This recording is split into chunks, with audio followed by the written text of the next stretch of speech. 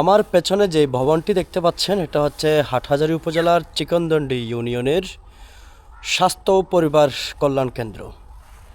তার স্বাস্থ্যের কি অবস্থা তা আপনারাই তো দেখতে পাচ্ছেন। আর মানুষকে কি স্বাস্থ্যসেবা দিবেন? স্বাস্থ্যসেবা দিতে হলে নিজের স্বাস্থ্য আগে ঠিক রাখতে হয়।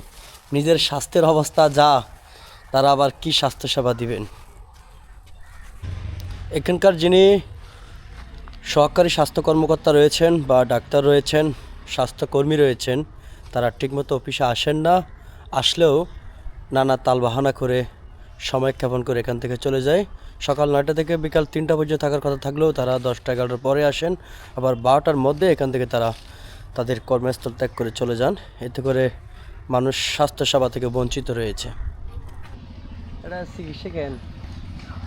চিকিৎসা বলতে মানে যেমন মানে গর্ভবতী এবং চেকআপ টেকআপ করার আর যেমন মানে গর্ভবতী গর্ভবতী মা তোলারও চাই আর কি। হ্যাঁ চাই এর বাইরে আর ওষুধপত্র কি হ্যাঁ দেয়? ওষুধপত্র আইলে দেয় তারা সরকার বলে একটা বন্ধ আছে 1 বছর ধরে ওষুধ নলে ইয়া বলে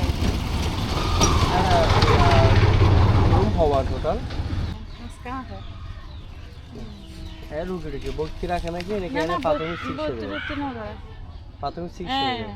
ভর্তি নাই হঠাৎ করে কোনো টাইপের নিয়ম হচ্ছে না কিছু? হ্যাঁ হইতে তো কটা বাজে? আর 9টা করে আই 9-10টা করে আই আচ্ছা এরকম একটার পরে কোনো জায়গায় তো খনিকে এনে দেখি কেউ বলতে না তো গেগু এত লাগে তো